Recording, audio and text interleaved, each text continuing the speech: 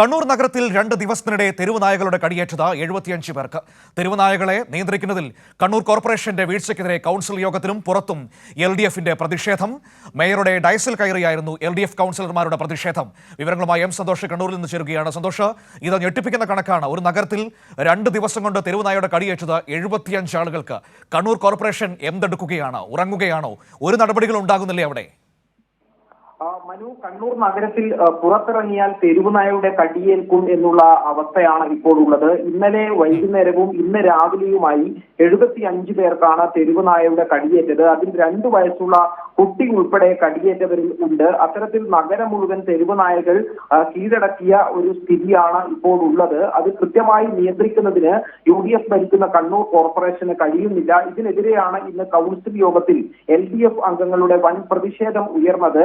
പ്ലക്കാർഡുകൾ ഉയർത്തി ഈ മേയറുടെ ഡയസിൽ കയറിയാണ് LDF അംഗങ്ങൾ പ്രതിഷേധിച്ചത്. ശക്തമായ പ്രതിഷേധത്തെ തുടർന്ന് കൗൺസിൽ യോഗം മുന്നോട്ട് കൊണ്ടുപോകാനാവാതെ അവസാനിപ്പിക്കുകയായിരുന്നു.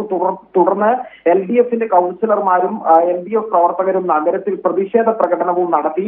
ഈ തെരുവുനായയുടെ ശല്യം നഗരത്തിൽ പലയിടങ്ങളിലായി പ്രധാനപ്പെട്ട സ്ഥലങ്ങളായ ബസ് സ്റ്റാൻഡിൽ, പുതിയ ബസ് സ്റ്റാൻഡിലും റെയിൽവേ സ്റ്റേഷൻ പരിസരത്തും അതോടൊപ്പം തന്നെ പഴയ സ്റ്റാൻഡ്, കാൽടെക്സ് തുടങ്ങിയ പ്രദേശങ്ങളിലെല്ലാം തന്നെയും തെരുവുനായ ശല്യം രൂക്ഷമാണ്. ഇതിനെ നിയന്ത്രിക്കാൻ അടിയന്തര നടപടികൾ സ്വീകരിക്കണം എന്നാവശ്യപ്പെട്ടുകൊണ്ടാണ് LDF പ്രതിഷേധം തുടരുന്നത്. മനു,